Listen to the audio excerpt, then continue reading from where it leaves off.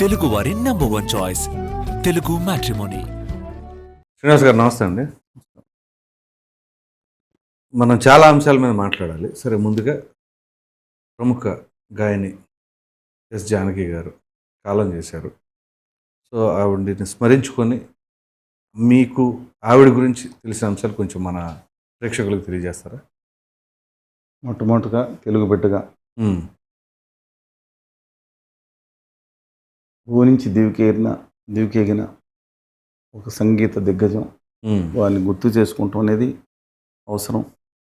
దుర్మార్గంగా వాళ్ళ సంబంధం లేని, అంటే ప్రజలకు ఉపయోగం చేయని పెద్దగా మనుషుల అక్రమ సంబంధాల మధ్యన దాని మీద కాన్సన్ట్రేషన్ చేస్తున్న రోజుల్లో మేజర్ మీడియా కానీ సోషల్ మీడియా కానీ అది నెగిటివ్ ఫీలింగ్స్ స్ప్రెడ్ చేస్తాయి. ఒక పాజిటివ్గా మనం దురదృష్టవశాత్తు ఎక్కువ మీడియాలు టేకప్ చేయలేదండి. చేసిన వాళ్ళు ధన్యవాదాలు. ఎందుకంటున్నానంటే దాదాపు 48,000 పాటలు అంటే రోజుకు ఒక పాట పాడినా 130 సంవత్సరాలు, దాదాపు 101 సంవత్సరాల పైన పడుతుంది పాడటానికి.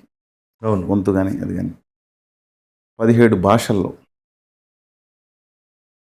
4 సార్లు జాతీయ స్థాయి ఉత్తమ గాయని కింద, ఎక్కడ మలయాళం, తెలుగు, కన్నడ అలా రావటం. అయినా సరే నేను ఎందుకు చెప్తాను, దురదృష్టం ఏంటంటే తెలుగు జాతి ఆవిడికి ఇవ్వాల్సిన గౌరవం ఇవ్వలేదు. కన్నడిగులు తమ అమ్మ కింద మైసూరులో చనిపోయిన తర్వాత తమ అమ్మ కింద జానకమ్మ అని పెట్టుకున్న అమ్మ కింద చాలా గౌరవం ఇచ్చారు. కొవ్వొత్తుల్లో క్యాండిల్ ర్యాలీస్ ప్రకటించారు, జోహార్ అన్నారు. ఆ రోజు మొత్తం కన్నడ టీవీలు కూడా ఈవిడ చనిపోయినందుకు తమ బిడ్డగా గుండెల్లో పెట్టుకుని ఆదరించుకున్నారు. ఆవిడ ఎక్కువ కన్నడ తెలుగులోనే పాడారు, మిగతా తమిళం కానీ. తమిళ సినిమా పరిశ్రమ కూడా చాలా ఆత్మీయంగా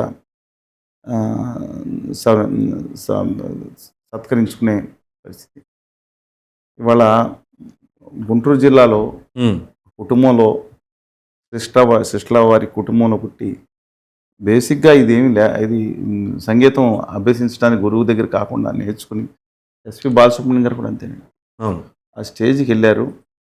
ఇవాళ ఒక తెలుగువాడు గర్వించదగ్గ సంగీతం అంటే ఒక సినిమాకి సంగీత దర్శకురాలుగా కూడా మారిపోయారు. అంటే భానుమతి రామకృష్ణ గారు, ఎంఎం శ్రీలేఖ, అలాంటి ముగ్గురు ఉంటారు. దాంట్లో ఆవిడ కూడా ఉన్నారు. ఆఖరిన పాట ఒకటి 2018 అనుకుంటా, ఒక లాలి పాట, ఒక అమ్మగా ఆఖరి పాట పాడి నేను ఇంకా పాడనని చెప్పి విరమించారు. ఆత్మ గౌరవం అంటే ఎంతోమంది దిగ్గజాలేలిన సినిమా పరిశ్రమలో గాయనికి ఉన్న గౌరవం ఏంటో. బాలు గారు కొంచెం అందరితో కలివిడిగా ఉండేవారు, ఎన్నో అమ్మానాలు పైకి వచ్చారు. కానీ ఈవిడ గాయనికి ఉండే గౌరవం చాలా ఆత్మగౌరవంతో ఆఖరి వరకు బతికినవిడ. ఆవిడని చూసి బాలు గారు మేము ఆవిడలా ఉండాలని నేర్చుకున్నాను. చాలా గట్టిగా తిడతారు కూడా ఆవిడ బాలు గారిని. చాలా ఒబిడియంట్గా అక్క అని చాలా గౌరవం ఉంటారు. ఎందుకంటున్నానంటే ఒక గాత్రంలో మీరు కొన్ని పాటలు కూడా వేస్తే బాగుంటుంది, దీంట్లో మిక్స్ చేస్తే. ఒకసారి ప్లే చేయండి, మీ దగ్గర ఉన్నాయి ఒకసారి. ఎందుకంటే ఎన్నో వేరియేషన్స్ ఉంటాయి తన వాయిస్ లో, చిన్న మాడ్యులేషన్స్ కావచ్చు, చిన్న పిల్లల దగ్గర నుంచి. అవును, ఎవరు కొట్టారు చూడండి, చిన్నారి పొన్నారి కిట్టయ్య కూడా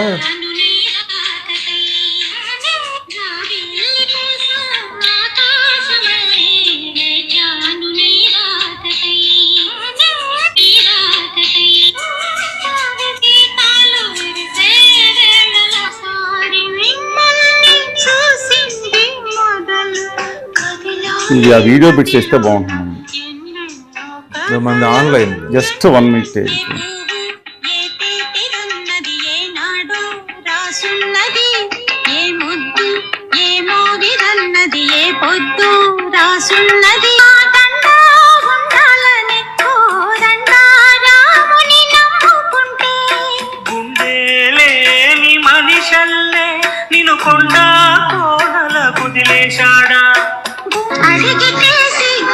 అంటే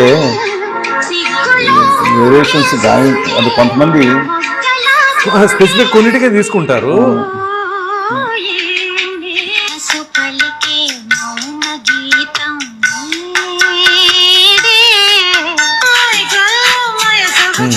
సాంగ్ దివి భారతి, బొబ్బుల్ రాజా బొబ్బిల్ రాజా. కొంచెం కైపుగా ఉండే సాంగ్ శివ.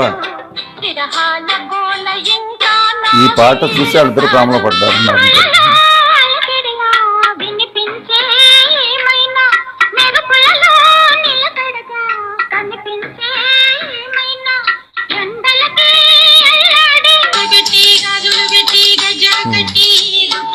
జగదేక విడతలు వస్తుంది.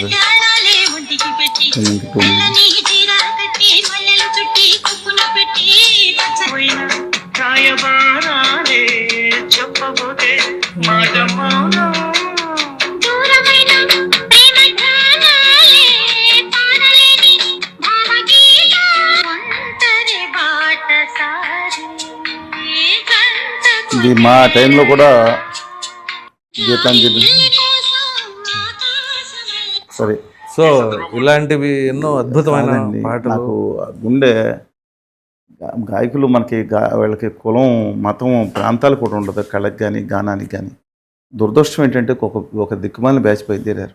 ఉమ్, విశ్వనాథ్ గారు, బాలసుబ్రహ్మణ్యం గారు ఉమ్, చనిపోయినప్పుడు ఎంతటి దుర్మార్గమైన కామెంట్ పెట్టారంటే ఆ కులద్వేషం ఎందుకో నాకు అర్థం కాదు కొంతమందిలో. కళలకు కులాలు. ఇలాంటిది జానకమ్మ గారు చనిపోయిన తర్వాత కూడా ఒకళ్ళిద్దరు ఆ రోజే పుట్టుకొస్తారు. ఎందుకనో ఉమ్, చనిపోయిన రోజు కూడా ఉండకుండా ఉమ్, నేను ఆ రోజు చాలా ఖండిస్తా పెట్టాను. మీరు గనక వాళ్ళు నచ్చకపోతే అసలు తర్వాత అభిప్రాయం ఎప్పుడన్నా వ్యక్తం చేసే హక్కు ఉంది. చనిపోయినప్పుడే ఆ విషపురాతలు కొంతమంది రాయటం మాత్రం ఉమ్, ఇవాళ చాలా అంటే బాధాకరం. సమాజంలో కొంతమంది పుట్టుకతో ఉన్న ఎఫ్లెంట్గా వచ్చిన దాని మీద డెఫినెట్గా ఉంటుంది, తాడి ప్రతిపేజానికి ఉంటుంది. కానీ అద్భుతమైన కళ అనేది ఇప్పుడు ఉత్తరాదిలో తొక్కేశారంటారు. ఎవరు? సిస్టర్స్ ఉమ్, లతాంగ మహేష్ గారు, ఆశా భోన్స్లు ఇద్దరు సిస్టర్స్, మిగతా వాళ్ళు రానివ్వలేదని ఆరోపణ ఉంది. బాలసుబ్రహ్మణ్యం గారికి ఉండగా అసలు కొంతమంది పాడలేదు ఆయన. అవును, ఇక్కడ మన దగ్గర అలా ఉండదండి. హీరోలు ఎవరు కావాలంటే అలాగా అవును, ఉంది. కానీ బియాండ్ దట్ ఇవాళ అది కూడా లేకుండా ఎవరన్నా అద్భుతమైనగా చేసుకున్నారు. ఉమ్, రామకృష్ణ గారు పాడారు. అందుకని ఇది విధానం తప్పు అంటున్నాను. ఇంకోటి మనం ఆవిడ దగ్గర నేర్చుకోవాల్సిన ఆత్మగౌరవం తెలుగు బిడ్డగా ఎస్పి బాలసుబ్రహ్మణ్యం గారిని ఉమ్, గౌరవ ప్రధాని మోడీ గారు ఉమ్, ఒక ఫంక్షన్ పిలిచి ఉమ్. ఈయన ఫోన్ సెక్యూరిటీ వాళ్ళు లాగేసుకున్నారు. బాలసుబ్రహ్మణ్యం గారితో. ఆ బాలీవుడ్లో ఉండే కాజోలు మామూలు వాళ్ళు కూడా కాదు, ఇంకా చిన్న చిన్న నటులు అందరికీ ఫోన్లు ఇచ్చారు. ఓ, ఈయన రాకుండా సెక్యూరిటీ నాట్ అలౌడ్, ఎవరు తెలియదు. అంటే వాళ్ళకి దక్షిణాది వాళ్ళంటే ఒక ప్రపంచం గర్వించదగ్గ బాలు గారి యొక్క గొప్పతనాన్ని ఉమ్, అర్థం చేసుకోలేని దౌర్భాగ్యులు ఉమ్, అలాంటి చేస్తే బాలు గారు అది తర్వాత బయటకు వచ్చిన తర్వాత నా ఫోన్ తీసేసుకున్నారని ట్విట్టర్లో ఆయన పెట్టారు. నాకు ఇలా అవమానం జరిగింది, బాలీవుడ్ అనుకుంటున్నారు ఇదని. ఉమ్, దేశం ఆయన చనిపోయినప్పుడు ఏదో అది ఉత్తర ఆర్య మీడియానా అంటే అక్కడ వాళ్ళ కోసం మనంతా రుద్దుకోవాలి. ఉమ్, ప్రపంచం గర్వించదగ్గే మహాగాయకుడు చనిపోతే ఉమ్, అది కరోనాలో అవును, కోవిడ్ ఆ ఇచ్చిన గౌరవం ఏంటండి? ఉమ్, హిందీలో కూడా ఎగ్ దుజే కే లియేలో ఆయన ఎంత అద్భుతంగా పాడాడు. ఎన్నో పాటలు హిందీ, అవును, భోజ్పురి అసలు పాడని లేదే భాష లేదే. లేదు. అవును, ఇక వీడికి 2013లో 13 సంవత్సరాల క్రితం పద్మభూషణ్ ప్రకటించింది ప్రభుత్వం. ఉమ్, నా తెలుగు బిడ్డ ఆత్మగౌరవానికి మారుపేరు. ఉమ్, తెలుగు వాళ్ళు ఇవాళ నాయకులు అవ్వలేదేమో కానీ ఉమ్, దక్షిణాదికి అసలు అవార్డు చూసుకుంది. నాకన్నా చాలా మంది రావాలి ముందు. సరే, ఉమ్, నాకు ఆలస్యంగా వచ్చింది వేరే సంగతి. ఓకే.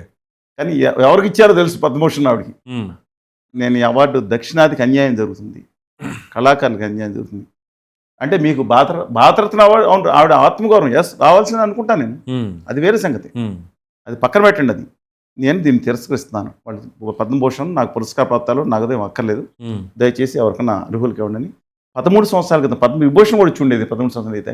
ఓకే. ఏ పైరవీలు కూడా చేసుకోకుండా ఉమ్, ఈ మధ్యన అవార్డుల కోసం పైరులు కూడా చేసుకుంటానని వస్తున్నాయి. ఉహుం, అవును, నిజమండి, నిజం, అది ఎవరికి తెలియదు. రైట్. అలాంటిది ఆవిడ నిలబడిన ఆత్మ శాల్యూట్ చేస్తున్నాను నా తెలుగు కానీ దురదృష్టం ఏంటంటే వాళ్ళ మీడియాలు, అందరి మీడియాలు నేను అంటలేదండి, మీరు ఆవిడకి అన్యాయం చేశారు అనడం కంటే భావితరాలకు అన్యాయం చేశారు. ఒక గొప్ప చారిత్రాత్మక సంపద అని మనం ఎలా అనుకుంటామో, అవును, ఇవాళ చరిత్ర ఉండాల్సిన వాళ్ళ గొప్పదనాన్ని, ఆవిడ ఔన్నత్యాన్ని, ఆవిడ యొక్క ఆత్మగౌరవాన్ని భవిష్యత్తు తరాలకు చాటి చెప్పకుండా Yes. మీ మీడియాలో మేజర్ అన్యాయం చేసింది. ఇది మాత్రం కాదు. మరొకసారి ఆవిడని తలుచుకుంటూ తెలుగు జాతి తరపున అమ్మ మీరు ఎక్కడున్నా మా గుండెల పాట అజిరామరం. అవును. మా గుండెల్లోనే ఉండిపోతారమ్మా. నమస్కారం. Thank you.